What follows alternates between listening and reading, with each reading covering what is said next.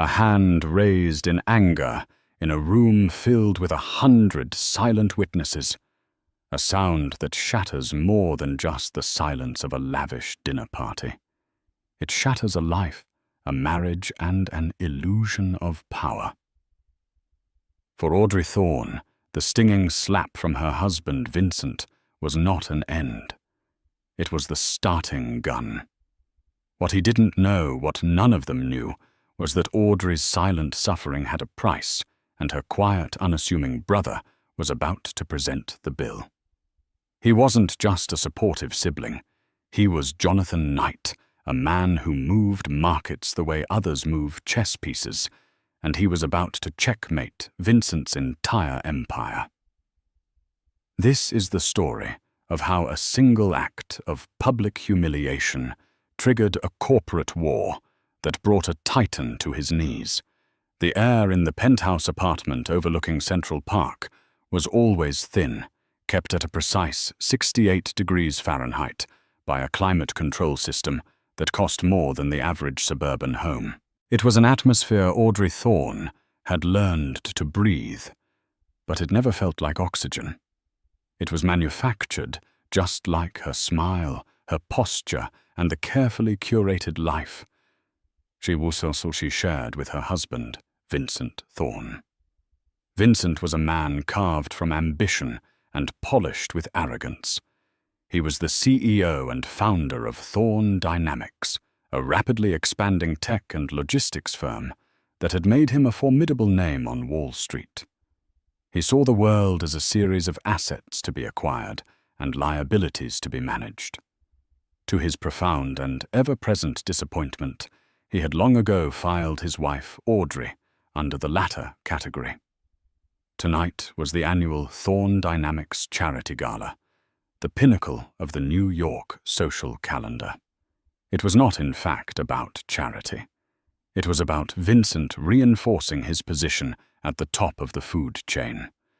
The event was to be held at their sprawling Hamptons estate, a monument to modern architecture and cold, impersonal wealth.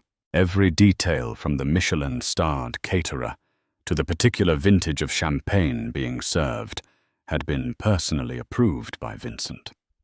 Audrey stood before the full-length mirror in their dressing room, a cavern of polished marble and dark mahogany. She was adjusting the strap of her emerald green gown, a stunning silk creation that felt more like armor than clothing. "Is that what you're wearing?" Vincent's voice cut through the silence. He entered the room already in his tuxedo, knotting his bow tie with brisk, impatient movements. He didn't look at her, but at her reflection, his eyes scanning her with the critical gaze of a jeweler searching for a flaw. "You picked it out?" "Vincent," Audrey replied, her voice soft, almost a whisper. It had grown softer over the years, a subconscious defense mechanism to avoid provoking his temper. "I approved it from a catalogue. On you it looks underwhelming. It highlights how pale you are. You should have gotten a spray tan, like I suggested." He finally turned to face her, his lip curling in faint disgust. "And that necklace. It's too delicate. It makes you look weak. Wear the diamonds I bought you after the Sterling merger. They're so heavy, Vincent." She murmured her hand instinctively, going to the simple gold locket around her neck. It had been a gift from her brother, Jonathan. It was the only piece of jewelry she owned that felt like it belonged to her. "Don't be difficult, Audrey. This evening is about projecting strength.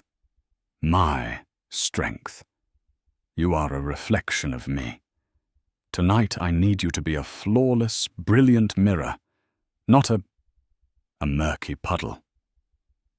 He didn't wait for an answer, striding out of the room. "The helicopter leaves in 20 minutes. Be ready." Audrey stared at her reflection. A murky puddle. That's what he saw. She used to paint.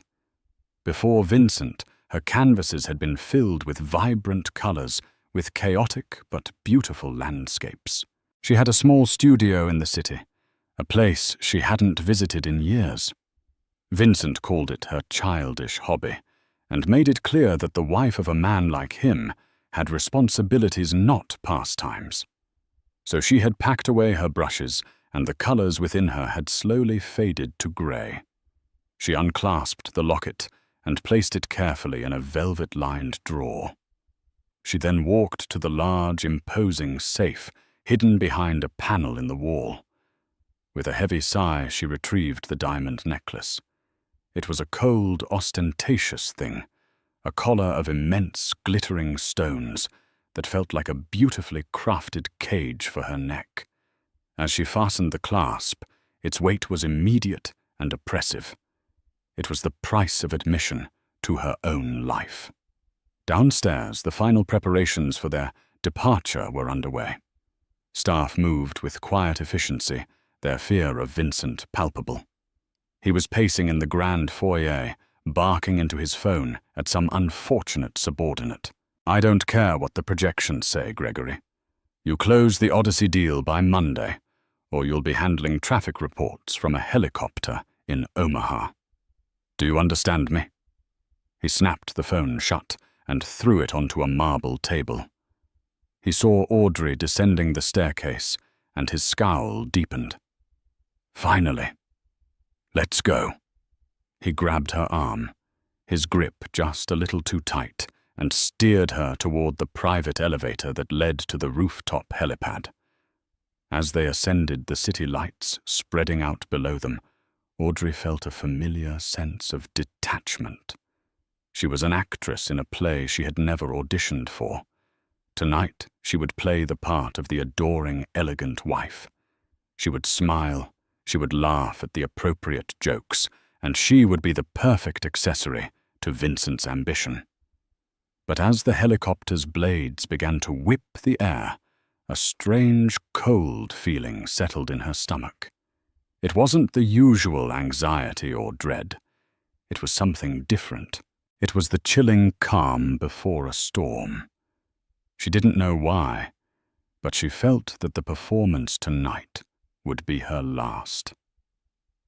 The mirror Vincent wanted was about to crack.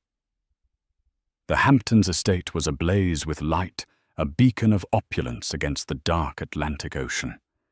Guests milled about the vast lawn and poolside terrace, a sea of couture gowns and bespoke tuxedos.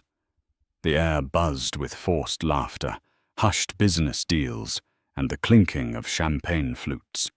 It was, by all accounts, a spectacular success. Audrey moved through the crowd with practiced grace, a faint, polite smile fixed on her face. She was the perfect hostess, greeting hedge fund managers, tech moguls, and city officials with a quiet dignity that many mistook for shyness. Vincent was in his element, holding court near the massive ice-sculpted centerpiece of the Thorne Dynamics logo. He was loud, charismatic, and utterly captivating to those who didn't know the man behind the mask. For hours, Audrey played her part.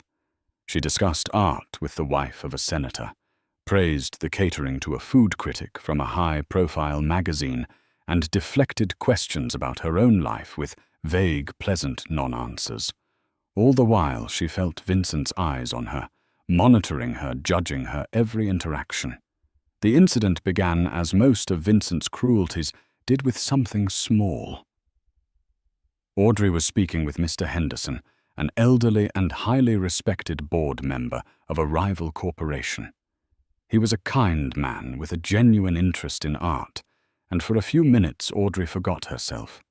She spoke animatedly about the Impressionists, about the use of light and color, a spark of her old self flickering to life. Vincent materialized at her side, his arm snaking around her waist with a possessive tightness that made her wince. "Darling," he said, his voice a smooth, dangerous purr. "I hope you're not boring Mr. Henderson with your little hobbies." Miss Henderson smiled graciously. "Not at all, Vincent. Your wife is incredibly knowledgeable. I was just saying she has a better eye than half the curators in this city." Vincent's smile didn't reach his eyes. She dabbles. It's what keeps women like her occupied, isn't it? He gave her waist a sharp squeeze, a silent command to be quiet. The conversation ended awkwardly, and Mr. Henderson soon excused himself. The moment he was out of earshot, Vincent's grip tightened painfully. He leaned in his breath, hot against her ear. "What did I tell you? You are here to be seen, not to lecture people on finger painting. You made yourself look foolish, and by extension you made me look foolish." "He was being kind, Vincent," Audrey whispered, trying to pull away. "He was pitying you," he hissed, "and I will not be pitied." Later in the evening, as the main course was being cleared, Vincent stood to make his speech. He spoke of philanthropy, of innovation, of the glorious future of Thorne Dynamics. He was met with thunderous applause. As he sat down, flushed with his own importance, he turned to Audrey. "Well, what did you think?" he demanded, his voice low enough that only she could hear over the din of the party. "It was a very powerful speech, Vincent," she said honestly. He scoffed. "Don't patronize me.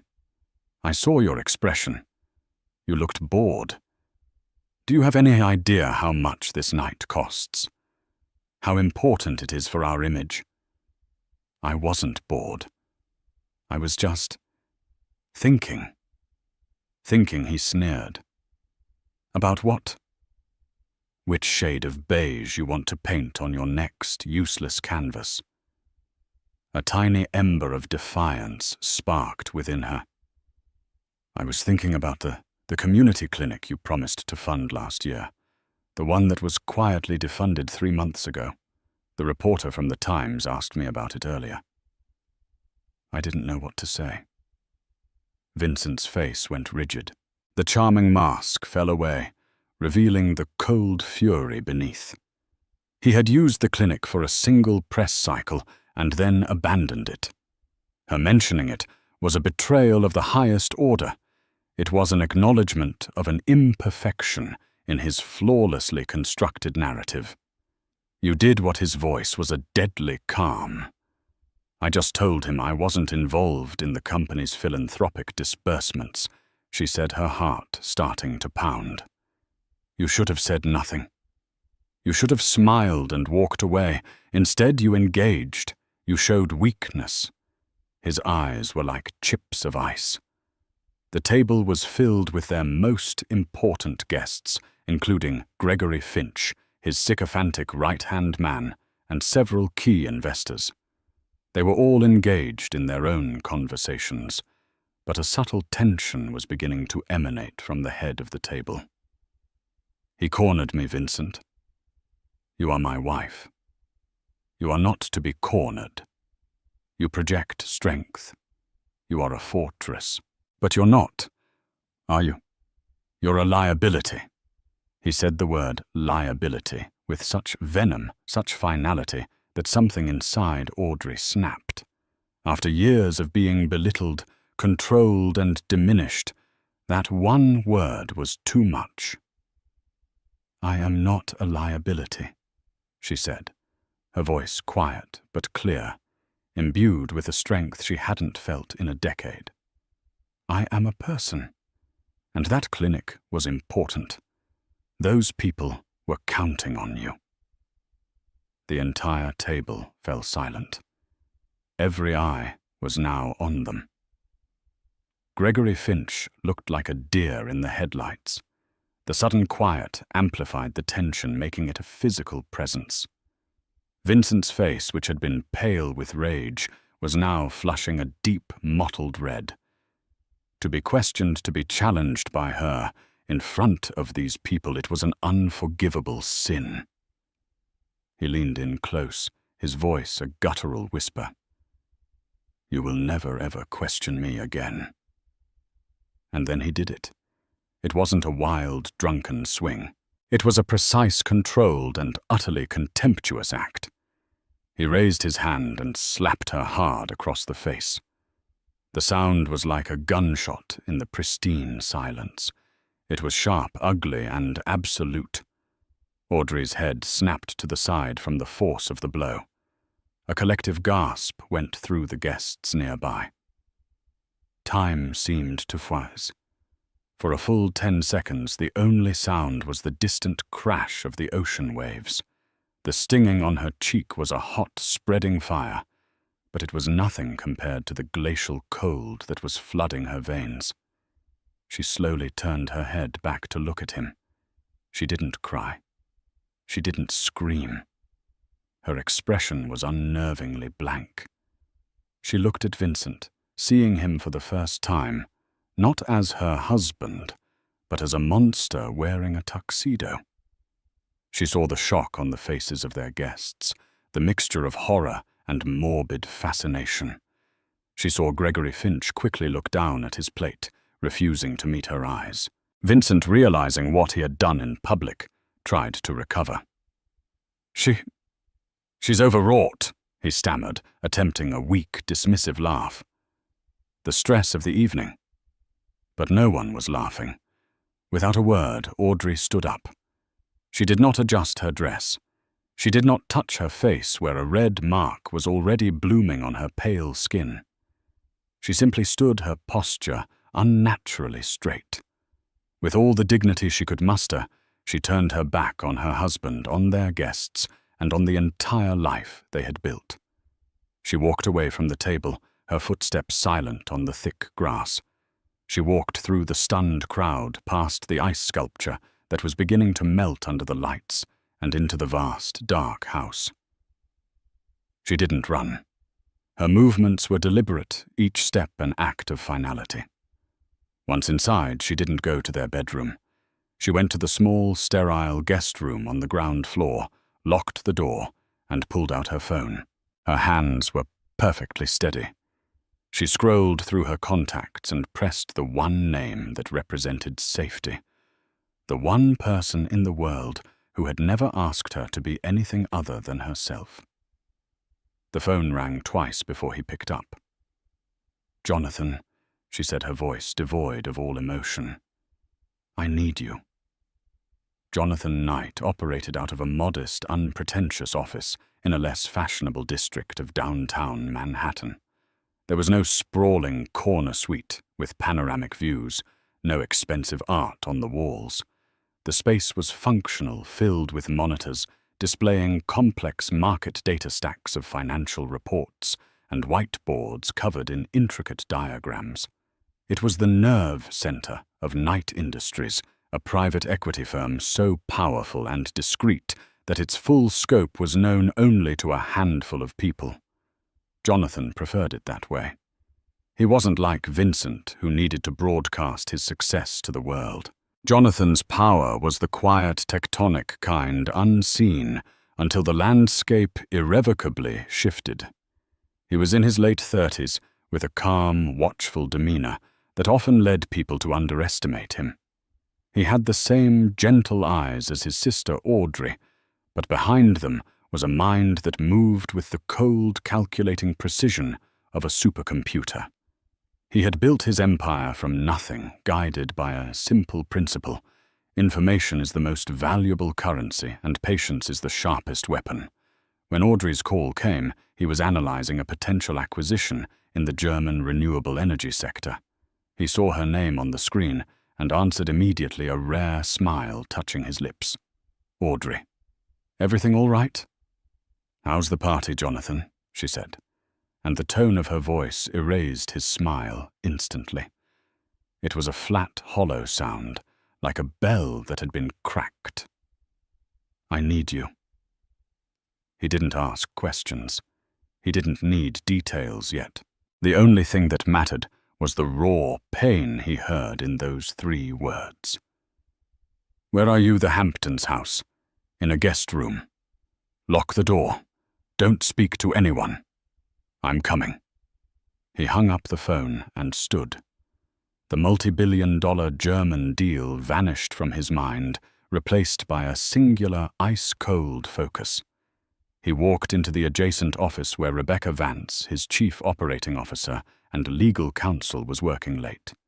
Rebecca was a sharp, impeccably dressed woman in her 40s with a reputation for being utterly relentless in a negotiation. She was one of the few people Jonathan trusted implicitly. "Clear my schedule for the rest of the week," he said, his voice dangerously level. "Cancel the Frankfurt trip. Something's happened with Audrey." Rebecca looked up, her expression immediately serious. She knew how much Jonathan cared for his sister. "What do you need the company helicopter?" "I need to be in the Hamptons in an hour. And get our security team on standby. A discreet unit. I also want you to start a deep dive portfolio analysis on Thorn Dynamics. Everything.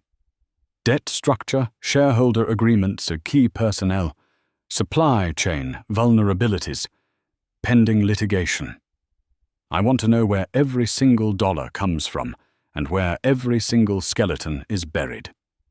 Use our top people. Spare no expense." "Jonathan, what happened?" she asked softly. His jaw tightened, a muscle feathering along his cheek. Vincent Thorn just made the biggest mistake of his life. An hour and a half later, Jonathan landed on a private airstrip a few miles from the estate. A black, nondescript car he had arranged was waiting. He found Audrey exactly where she said she would be.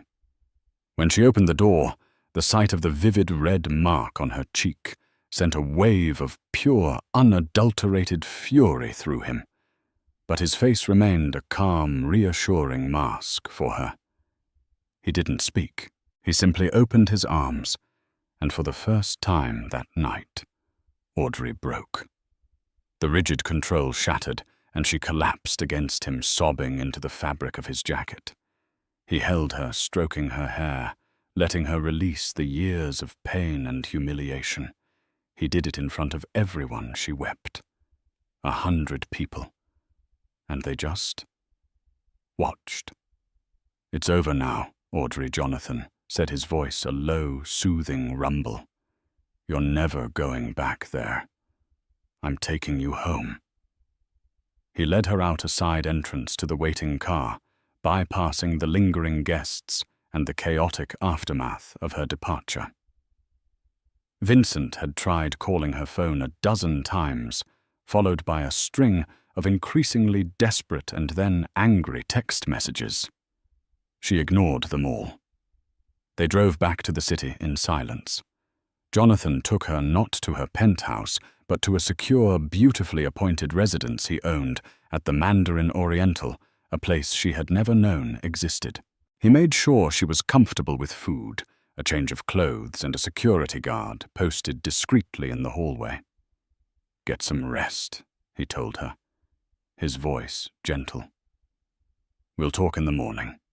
Nothing can touch you here." Audrey, exhausted and emotionally drained, could only nod. For the first time in years, she felt safe. Jonathan did not rest. He returned to his office where Rebecca was waiting for him. The whiteboards had been wiped clean. On the central monitor was the logo of Thorn Dynamics. The preliminary report, Rebecca said, sliding a tablet across the table. "Thorn Dynamics is over-leveraged." Vincent expanded too fast. He has a massive loan with Deutsche Bank due for refinancing in 6 months. He also has 2 major government contracts, one of which, codenamed Odyssey Project, accounts for nearly 40% of his projected annual revenue. The company's stock is trading high, but it's a house of cards. Any significant disruption could cause a major valuation collapse. Jonathan absorbed the information, his eyes scanning the data with incredible speed. His anger had now cooled and hardened into something far more dangerous, a plan. "I don't want to ruin him, Rebecca," he said, his voice barely a whisper. "That's too simple. Ruin is passive. I want to take it from him. I want to own the company he built. I want to stand in his office, sit in his chair, and sign the papers that make his life's work mine." Rebecca raised an eyebrow. A hostile takeover of that scale? It's bold. It's risky. He still holds a majority of the voting shares. Every fortress has a crack in the wall, Jonathan said. We need to find it. Start with the Odyssey project. A contract that large always has strict morality and key person clauses.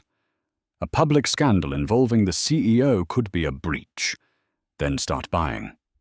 Use shell corporations. 3 of them based in different jurisdictions. We'll buy quietly, accumulating a non-controlling but significant stake. Don't let the price move more than a point or 2. I want to be a shark circling in the dark. He won't even see the fin until it's too late.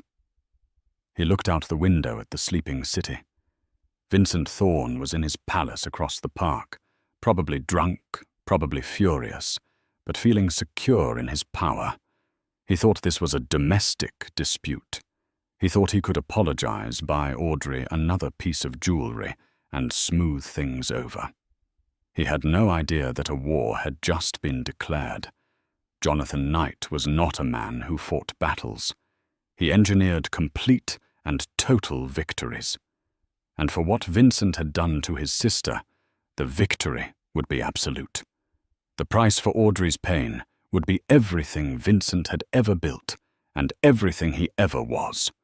The week after the gala was a masterclass in corporate camouflage. To the outside world, it was business as usual.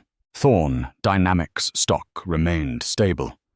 And Vincent Thorne, after a brief and humiliating period of damage control, managed to spin the incident at the party as a private matter fueled by exhaustion and too much champagne.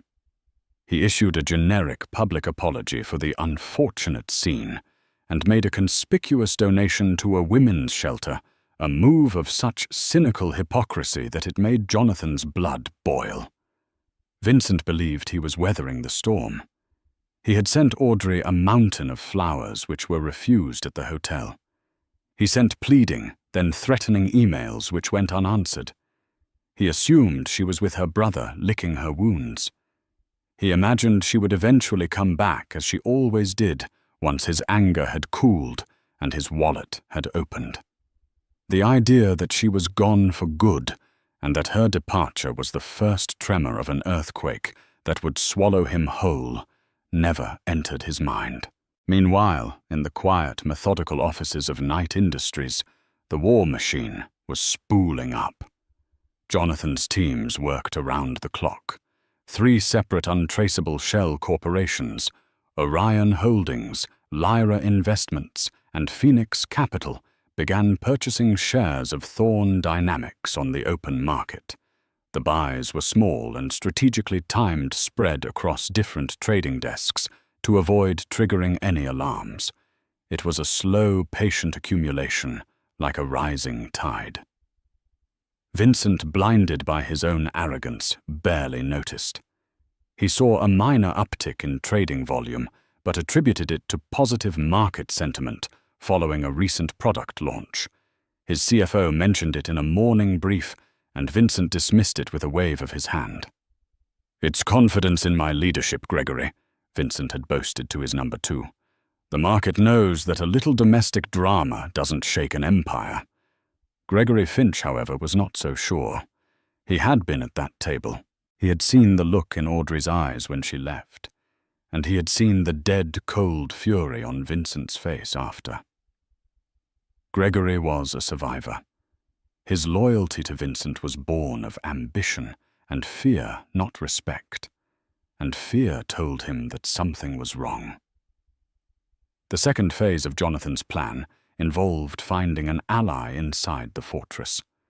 Rebecca's team had identified a potential candidate, Henry Coleman, the 58-year-old head of logistics. Henry had been with Thorne Dynamics from the very beginning, a loyal and brilliant strategist who had designed the very systems that made the company so profitable. But he was old school. He valued integrity and loyalty, qualities Vincent had long since discarded. Recent chatter suggested Henry was on the verge of being forced into early retirement to make way for a younger, cheaper, and more pliable executive. Vincent had publicly dismissed one of Henry's recent reports as the work of a man who's lost his nerve. The insult had stung. Jonathan arranged a meeting, not in a boardroom, but on a park bench during a rainy Tuesday lunch hour. Henry arrived cautiously, clutching an umbrella, his face a mixture of suspicion and curiosity. "Mr. Coleman," Jonathan began, his voice calm and direct. "My name is Jonathan Knight. I believe we have a mutual interest in the future of Thorn Dynamics." Henry was wary. "I don't know you, Mr. Knight. You know my sister, Audrey Thorn." Henry's expression softened instantly. "Mrs. Thorn, a lovely woman, a true lady. What her husband, what he does, it's a disgrace." He stopped himself, realizing he was speaking to a stranger. "Vincent Thorn is a man who mistakes cruelty for strength," Jonathan continued, "and loyalty for weakness. He is about to learn a very hard lesson about both. I am in the process of acquiring a controlling interest in his company. I intend to remove him. To do that efficiently, I need to understand the company's operational vulnerabilities. Specifically, I need everything you know about the Odyssey project." Henry stared at him, stunned. A hostile takeover. It was unthinkable. But as he looked at the quiet, intense man sitting next to him, he saw a seriousness that was undeniable. He thought of his own career, the years of dedication, now about to be thrown away. He thought of Vincent's constant belittling, his abusive temper, and most of all, he thought of the kindness Audrey had always shown him and his family. "The Odyssey project," Henry said slowly, his decision made. "It's a logistical nightmare, a high-tech surveillance and transport contract for a federal agency. The margins are razor-thin, and the performance clauses are brutal. Vincent cut corners on the infrastructure to win the bid. He used a substandard encryption software from a startup he secretly invested in, not the military-grade one specified in the tender. If there's ever a data breach, even a minor one, Thorn Dynamics would be in catastrophic default of the contract. The penalties alone would bankrupt the company." This was the crack in the fortress wall. It was more than a crack. It was a gaping vulnerability. "Can you get me proof of that?" Jonathan asked. "The original bid proposal, the software procurement orders, anything that shows the discrepancy." Henry nodded. "It won't be easy. It's all on a firewalled server. But I designed the system. I know the back doors." While Henry worked on securing the data, Audrey was beginning her own transformation. In the serene quiet of the hotel suite, she started to sketch again. First, it was tentative charcoal drawings, then small watercolors. Jonathan had a full set of professional art supplies, delivered no questions asked. As she worked, her mind, free from the constant stress of living with Vincent, began to clear.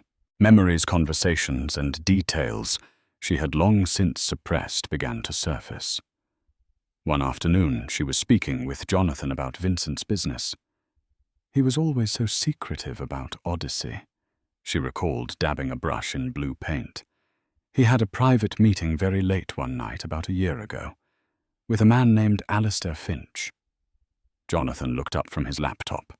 "Gregory Finch's brother." "Yes," Audrey said. "Alistair runs a small software company, Cybernetic Solutions. I remember because Vincent was furious after the meeting. I overheard him on the phone with Gregory, shouting about a last-minute substitution and how it had better be bulletproof." Jonathan and Rebecca exchanged a look. Cybernetic Solutions. That was the startup Henry had mentioned. Vincent hadn't just used a substandard software. He had funneled the contract to his right-hand man's brother, a clear case of cronyism and a massive conflict of interest. The whispers in the boardroom were about to become a roar. Jonathan's shell corporations now controlled nearly 15% of Thorn Dynamics. The stock price had begun to creep up, and Wall Street was starting to notice the unusually high trading volume. Vincent, finally sensing a threat, but not its source, was growing paranoid. He ordered an internal review to identify the mystery buyer, but Jonathan's tracks were too well covered. Vincent saw shadows moving, but he couldn't see the shark circling beneath him. He was trapped in a cage of his own making, and the bars were beginning to close in. The foundation of his empire was rotten, and Jonathan Knight was about to send a wrecking ball straight through it. The information from Henry Coleman was the key, but the document Audrey remembered was the lock. Henry managed to smuggle a data stick out of Thorn Dynamics headquarters. It contained the technical specifications of the encryption software used for the Odyssey project, confirming it was the inferior product from Cybernetic Solutions.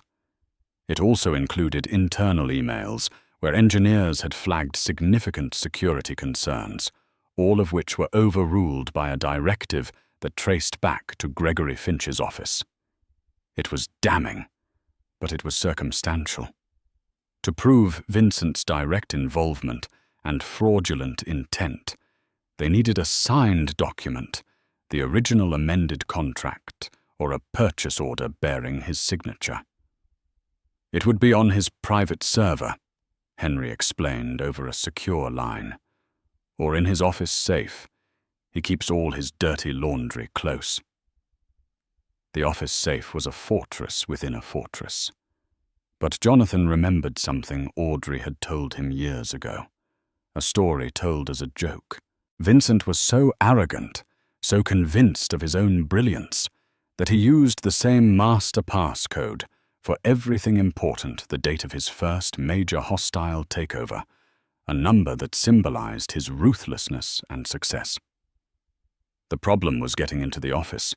Vincent's executive suite was on the top floor, accessible only by a private elevator that required his keycard and biometric thumbprint. A direct assault was impossible. They needed a Trojan horse. The opportunity came in the form of the annual fire safety inspection, a mundane event that Rebecca's team discovered was scheduled for the following Wednesday. Her people, through a series of anonymous tips and well-placed complaints to the city fire department, managed to elevate the routine checkup into a full-scale systems audit, requiring access to every floor, including the executive suite. They also ensured that the firm contracted to do the inspection was one that Knight Industries had a long-standing and very discreet relationship with. While the plan was being set, Audrey's role became unexpectedly crucial. She was no longer just the victim. She was becoming an active participant in Vincent's downfall. The art had reawakened her mind, and with it, her memory. She spent hours with Rebecca, piecing together fragments of overheard conversations, names on visitor logs, and timings of late-night meetings. "There's a second safe," Audrey said one evening, looking up from a sketch she was working on. "Not in his office. It's at the penthouse, hidden behind a false panel in the library." Jonathan and Rebecca looked at her, surprised. "He called it his legacy safe," Audrey continued. "He kept personal papers there, old contracts, deeds, things he considered the bedrock of his empire. He showed it to me once years ago when he was drunk and bragging. He said, 'They can take the company, but they can never take the foundation.'" A chill went down Rebecca's spine. It was exactly the kind of melodramatic, self-important thing a man like Vincent would do. "Do you know the combination?" Jonathan asked gently. Audrey closed her eyes, her brow furrowed in concentration. It wasn't a number. It was a sequence, a series of clicks. He turned the dial, right, left, then right again. "I remember the sound."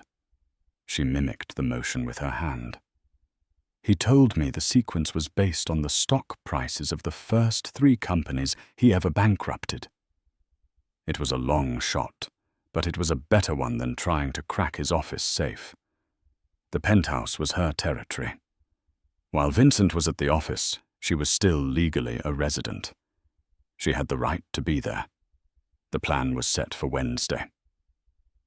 While the fire inspectors created a diversion at Thorn Dynamics headquarters, Audrey would return to the Gilded Cage one last time. Jonathan insisted on sending his best security operative with her, a man named Peterson, who could pass for a driver. Walking back into that penthouse was one of the hardest things Audrey had ever done. The air was still kept at a chilling 68 degrees. The oppressive silence was the same. But she was different. She was not the timid woman who had fled a week ago. She walked with purpose, her fear replaced by a cold, hard resolve. While Peterson stood guard at the door, Audrey went to the library. The room was lined with thousands of books Vincent had never read, their spines perfectly aligned. She ran her hand along the polished mahogany panels, just as she'd seen Vincent do. Her fingers found a small, almost invisible seam. She pressed, and a section of the bookshelf swung inward, revealing a sleek black safe. Her heart pounded in her chest. She took a deep breath and placed her hands on the dial. She closed her eyes, picturing Vincent, his smug face, his dismissive tone. She remembered the stock tickers he used to obsess over in the early days of their marriage. Right to 41. Left past 41. Twice to 18. Right to 25. She turned the dial, the soft clicks echoing in the silent room. On the final turn there was a heavy thud as the bolts retracted. It had worked. She pulled the heavy door open. Inside were not jewels or cash, but stacks of leather-bound folders. She began searching her hands, moving quickly. She found old deed stock certificates, and then a thin folder labeled Odyssey Procurement. Her hands trembled as she opened it. Inside was a single-page document. It was a signed directive from Vincent Thorn to Gregory Finch, authorizing the substitution of the specified military-grade encryption software with the product from Cybernetic Solutions.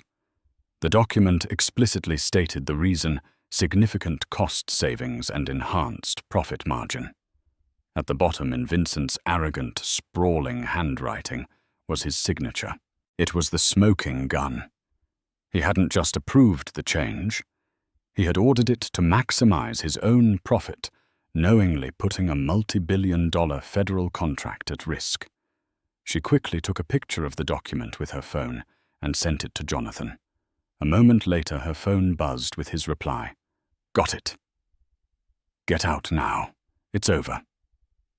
At the same time, across town, the diversion at Thorn Dynamics was working perfectly. The fire inspectors, with their clipboards and official uniforms, had demanded access to the executive server room for a routine systems check, causing a minor panic and drawing Vincent and his security team away from his office. Another inspector, a tech expert from Jonathan's team, was escorted to the executive suite. While the building's head of security was distracted, the expert used a sophisticated device to clone Vincent's keycard and lift a perfect copy of his thumbprint from his desk phone. It took less than 90 seconds. They now had everything. They had the document from the safe confirming Vincent's criminal intent. They had the means to access his office and private server whenever they chose.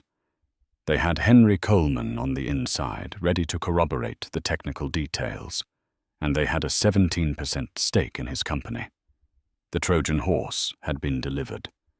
Its belly was full of soldiers, and the gates of Troy were about to be breached. Vincent Thorn was still sitting in his office, completely unaware that his kingdom had already fallen. All that was left was the final public annihilation. The first blow landed not on Wall Street, but on the front page of the Wall Street Journal. An anonymous, impeccably sourced leak detailed how Thorn Dynamics had knowingly used substandard technology in the execution of the highly sensitive Odyssey project. The article named Cybernetic Solutions its connection to Gregory Finch's brother and included a redacted but unmistakable image of the internal directive authorizing the switch. It didn't mention Vincent by name, but it didn't have to. The implication was clear and devastating. The market reaction was instantaneous and brutal. When the opening bell rang on Monday morning, Thorn Dynamics stock plummeted. It dropped 10% in the first 5 minutes, triggering a circuit breaker halt. Investors, terrified by the prospect of the federal government cancelling its most lucrative contract, started dumping shares in a panic. Vincent was in a state of apoplectic fury. He stormed through his office, screaming at his legal team, his PR department, and especially at Gregory Finch. "How did they get this?" he roared, slamming the newspaper down on his desk. This was buried. Who talked Gregory? His face ashen, could only stammer denials. "I don't know, Vincent. No one had access to that directive. But you and me." While Vincent was hunting for a traitor within his walls, Jonathan launched the second wave of his attack. At precisely 10:00 a.m., a formal notification was delivered to the Thorn Dynamics Board of Directors. Phoenix Capital, on behalf of its anonymous partners, was officially launching a hostile takeover bid, offering to buy all outstanding shares at a 20% premium over the previous day's closing price. Before the stock collapsed, this would have been a lowball offer. Now, it was a generous lifeline to terrified shareholders. Simultaneously, the federal agency overseeing the Odyssey project announced a full and immediate investigation into Thorn Dynamics' bidding and procurement practices, effectively freezing all payments on the contract. The company's primary revenue stream had just been cut off. The house of cards was collapsing in real time. Vincent's phone rang incessantly with calls from panicked board members and furious bankers. The loan from Deutsche Bank, which wasn't due for refinancing for months, contained a covenant that could be triggered by evidence of corporate malfeasance or a sudden catastrophic drop in stock value. They were calling in their loan. Immediately. Thorn Dynamics was facing a liquidity crisis it could not possibly survive. Vincent, cornered and desperate, called for an emergency board meeting that afternoon. He still held the majority of voting shares, but the board was comprised of 7 other members, investors and industry veterans who were watching their personal fortunes evaporate. His only hope was to convince them that this was a coordinated attack by a competitor and that he could weather the storm.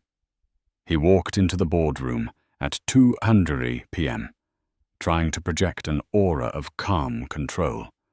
But the strain was evident on his face. The room was silent and tense. The board members sat around the long mahogany table, their expressions grim. "Ladies and gentlemen," Vincent began, his voice raspy, "we are under attack. This is a baseless smear campaign designed to devalue our company so a competitor can acquire our assets for pennies on the dollar. But I will not let that happen. I built this company from nothing, and I will defend it with everything I have." An elderly board member, a man named Philip Croft, cleared his throat. "Vincent, is the allegation true? Did you knowingly use inferior software on the Odyssey project? It was a calculated business decision to maximize shareholder value." Vincent snapped, his composure already cracking. "The technology is perfectly adequate." "The federal government seems to disagree," another member countered, "as does the market. We have lost 35% of our value in 4 hours. Just then the doors to the boardroom opened. Rebecca Vance walked in, followed by 2 other lawyers. "What is the meaning of this?" Vincent bellowed. "This is a closed meeting." "I believe we have a right to be here," Rebecca said, her voice calm and steady. She placed a stack of documents on the table. Phoenix Capital, along with its partners Orion Holdings and Lyra Investments, now controls a combined 32% of this company's shares, making us the second largest shareholder after you.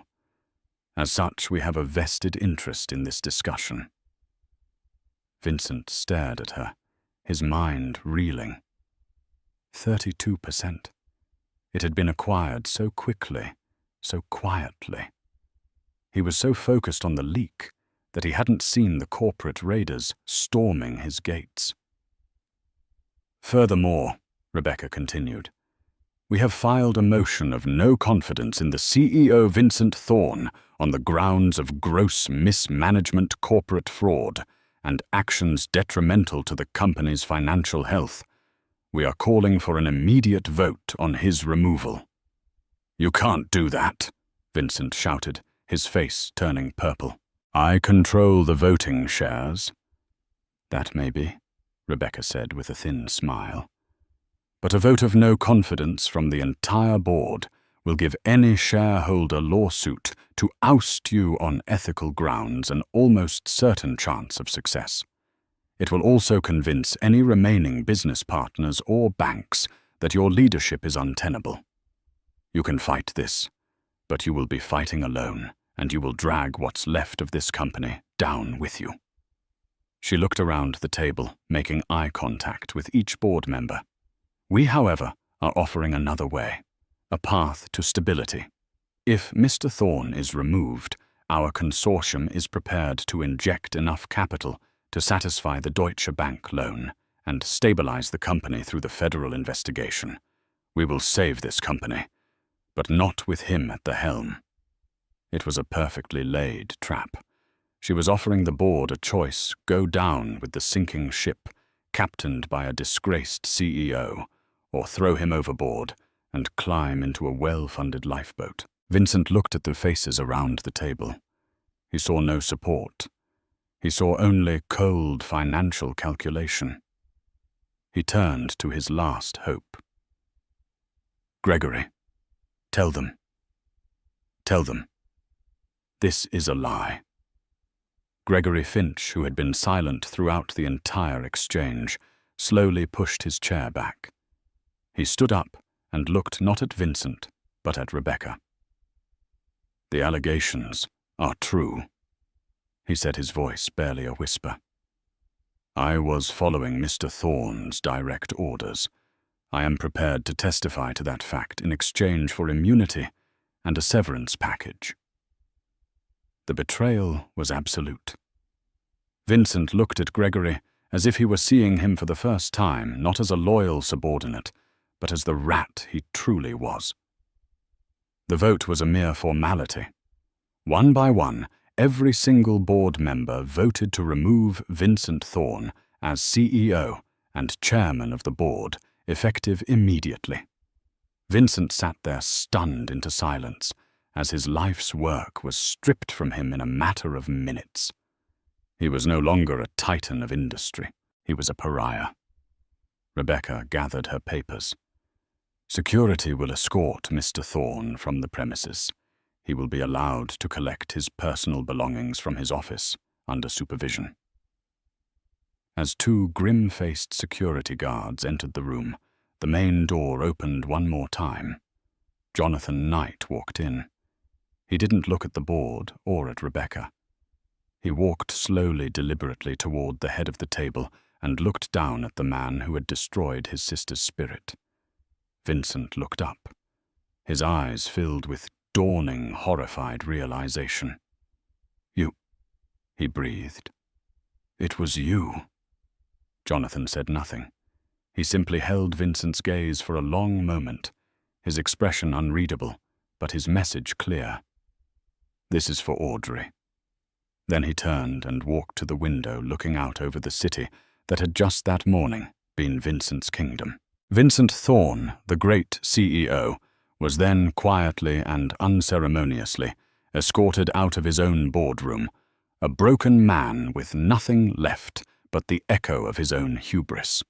6 months later, the name Thorne Dynamics was gone, scrubbed from the annals of Wall Street.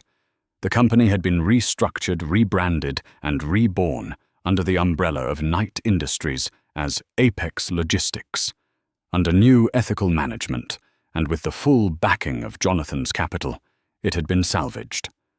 The Odyssey project contract was renegotiated. A settlement was reached with the federal government, and the company was slowly, painstakingly put back on a path to stability. Gregory Finch disappeared with a modest severance package and the permanent stain of being a turncoat. Vincent Thorne, after a series of failed lawsuits and public outbursts, faded into obscurity, a cautionary tale whispered in the bars and boardrooms of the financial district. But this story was never truly about Vincent's fall. It was about Audrey's rise. Audrey did not return to the penthouse or the Hamptons estate. Both were sold off, their sterile, opulent contents liquidated. She moved into a beautiful light-filled brownstone in Greenwich Village that she bought with the proceeds from her divorce settlement, a settlement so swift and comprehensive that Vincent had no choice but to accept it. The house had a dedicated studio on the top floor, with a skylight that bathed the room in a warm, natural glow. And in that room Audrey painted. She painted with a ferocity and passion she hadn't felt since she was a girl. The canvases were no longer filled with muted, hesitant landscapes. They were explosions of color, of emotion, of raw, untamed energy. She painted the fury of a storm at sea, the quiet resilience of a flower growing through a crack in the pavement, and the complex, fractured beauty of a city skyline at dawn. She was not just putting color on a canvas. She was reclaiming the pieces of her soul that Vincent had tried to erase. One crisp autumn evening, Jonathan came to visit. He found her in the studio, her hands and clothes smudged with paint, a look of serene concentration on her face as she worked on a massive canvas. "It's beautiful, Audrey," he said, looking at the vibrant, powerful piece of art. She turned and smiled, a genuine, radiant smile that he hadn't seen in years. "It feels good, Jonathan. It feels like breathing again." They went downstairs and she made them tea. There was an easy, comfortable silence between them. "I have something for you," Jonathan said, placing a simple, elegant leather portfolio on the coffee table. Audrey opened it. Inside were official documents signed and notarized. Her eyes scanned the legal jargon, and her breath caught in her throat. He had transferred his entire controlling interest in the rebranded Apex Logistics, the company that was once Thorne Dynamics, into a trust for which she was the sole beneficiary and trustee. She looked at him stunned. "Jonathan, I can't. It's everything. It's his entire company." "It was never about the company," he said, his voice soft but firm. "And it's not his anymore. It's a tool. It's a resource. It's a foundation for whatever you want to build next. You don't have to run it. The board is excellent. But it is yours. The profits are yours. The power is yours. He used his power to cage you. I want you to use this power to be free." Tears welled in Audrey's eyes, but they were not tears of sadness or pain. They were tears of overwhelming gratitude and release. "Thank you," she whispered. "You don't have to thank me," he said.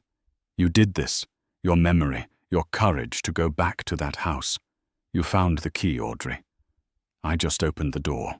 A few months later, the Audrey Knight Gallery exhibition opened in a chic Soho space.